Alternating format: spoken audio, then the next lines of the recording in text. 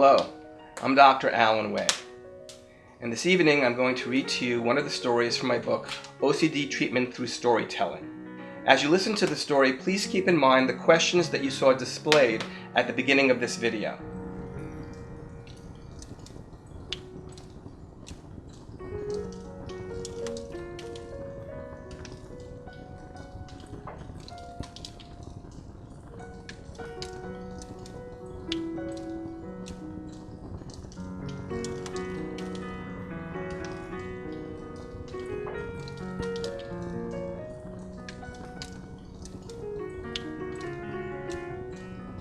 The name of this story is called Bully in the Playground. Ralph is in the 5th grade. He is 11 years old. He is a nice kid and a good student, but Ralph is shy and is thin and smaller than most of his classmates. He does not have too many friends. Ralph has a problem. Ralph's problem is Max. Max is a problem because he is a bully, and he picks on Ralph all the time. In the classroom, Max tells Ralph that if he doesn't give him the answers to the homework questions, he will beat him up after school. In the lunchroom, Max tells Ralph that he needs to give him his lunch money, or he'll stick Ralph's head in the toilet the next time he catches him in the bathroom. He tells Ralph that he needs to let him go in front of him in the cafeteria line, or he'll take his nice sweater from him. When Ralph is at home online on the computer, Max threatens to break his glasses if Ralph doesn't write the book summary for him that is due tomorrow. Ralph has tried everything to make Max happy so that Max will leave him alone. Ralph brings extra lunch money to school so that he has some money for himself and some money that he can give to Max when it is demanded of him. He runs to get on the cafeteria line early so he can get a good spot to give to Max, because Max gets angry if Ralph gets him a spot too far in the back of the line. Ralph will often prepare a second page of answers to homework questions just to have ready to give to Max when he asks for it. Sometimes he even stays up late on school nights in order to write a second homework paper when Max tells him to. But Ralph is finding that his strategy of placating Max is not helping his situation. In fact, things are getting worse. Max is always asking for more and more things of Ralph, always threatening him, and Ralph is always in a state of fear. If he hasn't prepared an extra homework, he tries very hard to avoid Max in class. Sometimes he doesn't go to the bathroom all day for fear that Max may find him in there and get to him. If he forgets extra lunch money, he avoids the cafeteria altogether for fear of dealing with Max. There are always more things that Ralph has to do for Max, more things to remember, more things to look out for, more things to worry about. It's a miracle that Ralph is even able to learn in school at all. And sometimes he doesn't. Because sometimes he is just so tired of dealing with Max that he makes believe he is physically ill, and he stays home from school just to take a break from all the stress. Sandra, one of Ralph's few friends, sees what has been going on for a long time now. She tries to help Ralph. "Ralph, tell your mom. Tell your teacher." But Ralph is afraid. Max has told him that if he tells anyone, if he does anything to try to stop Max from controlling him, that Max will make things even worse for him. And so, nothing changes. David, who sits next to Ralph in class and lives on his block, also tries to encourage Ralph. "Ralph, you gotta fight him. You gotta tell him to get off your back.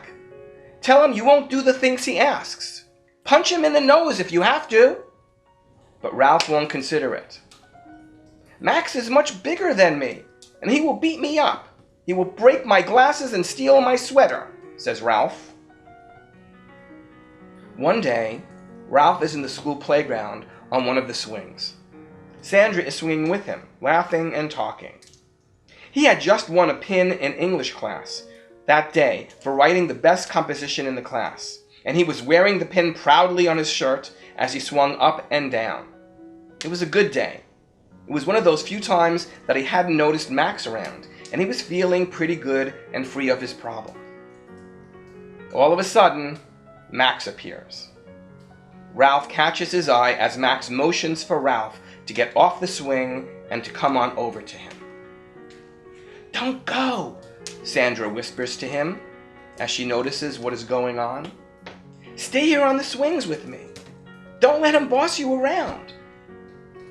But that seems too difficult, too scary for Ralph. He stops the swing and sheepishly walks over to Max. It is in the corner of the playground, and there are plenty of kids, but not a teacher in sight. Ralph's heart quickens, and he begins to feel a sick feeling in his stomach as he approaches Max. "I want you to pull down your pants," says Max. "What?" cries Ralph. "Pull down your pants, right here, right now, in front of everyone, so that they can see your underwear." Ralph was caught off guard. This was something new and different, something Max had never demanded before, and for no reason that Ralph could think of. Ralph looks around. Sandra is standing in front of the swings, watching from a distance.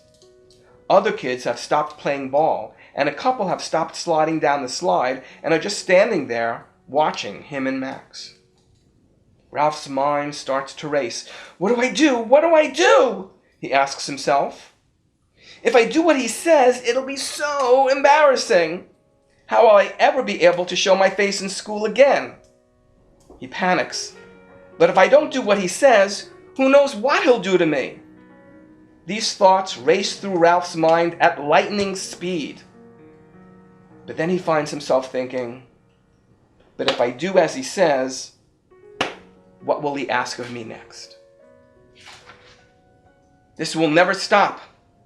I can't take it anymore." Ralph swallows hard. He takes a deep breath. "No!" he shouts. Suddenly, things seem very quiet. Ralph sees Sandra out of the corner of his eye. Her face has a strange expression that looks like a combination of shock and glee. The kids who stopped sliding and playing ball stand there with their eyes fixed on Ralph and their mouths open. Ralph waits for what seems like an eternity to see what Max will do. "Why, you little," says Max as he reaches over to grab Ralph. But Ralph is quick and jumps out of the way. "Hey!" yells Max, again reaching out with his other arm, this time with his hand in the shape of a fist headed right towards Ralph's shoulder. But Ralph again backs out of harm's way, and Max's arm flies through thin air, throwing him off balance and causing him to fall to the ground. Everyone watching laughs out loud, and in that moment, Ralph scans the crowd of faces and smiles, feeling something he doesn't remember ever feeling before, or at least not for a really long time. He feels strong. He feels courageous. He feels free.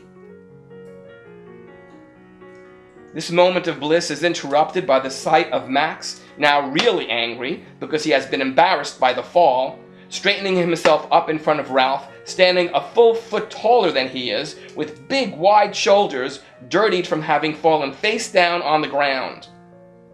"Run!" cries Sandra, and with her voice echoing in his ears, Ralph takes off, with Max in hot pursuit. "I'll get you!" cries Max, closing in on Ralph as they both circle around the swing set. Max tackles him at the ankles, and Ralph goes down hard. Max turns Ralph around so that he is lying on his back. "Give me that stupid pin!" he yells at Ralph. "No!" comes the response, even louder than the first time.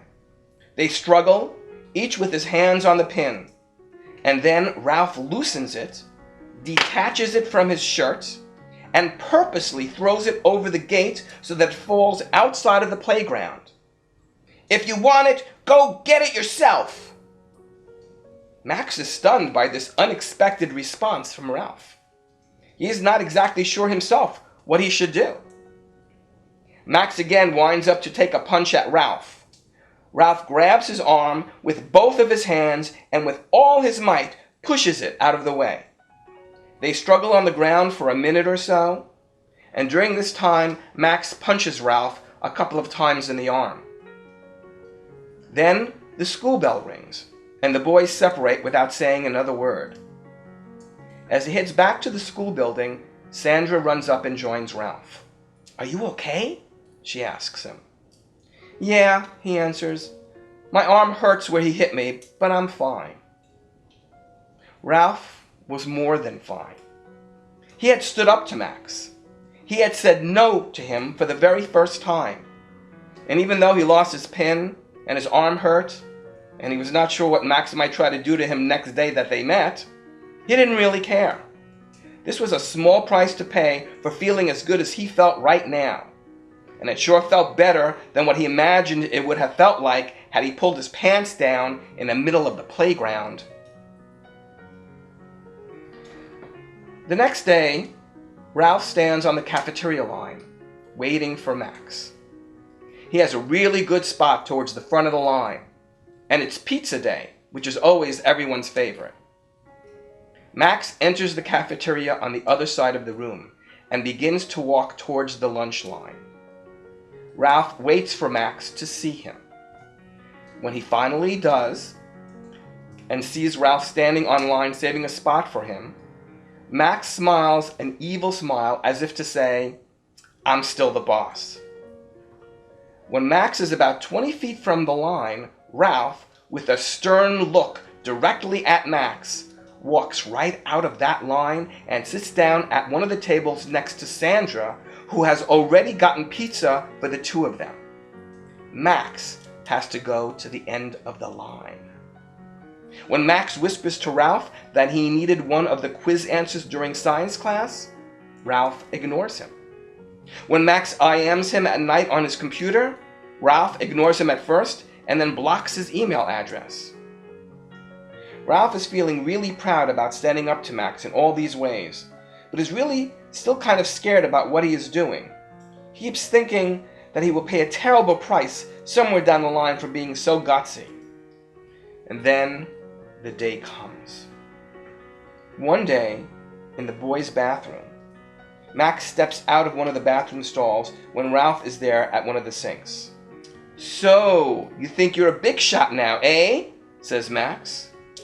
Ralph steals a quick glance at the door leading out of the bathroom. Max steps in front of it.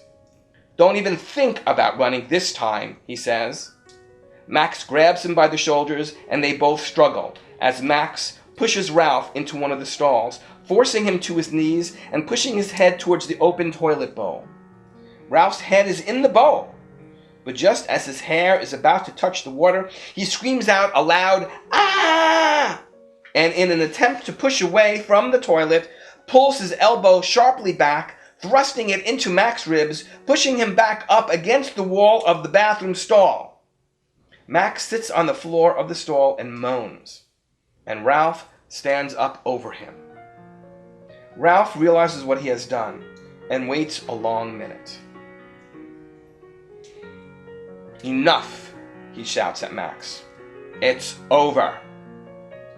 From that day on, Max no longer bothered Ralph. Ralph could go to the boys' bathroom without looking over his shoulder, could walk into the cafeteria without scanning ahead to see if Max was around, could turn on his computer at home without feeling any dread that Max would IM him.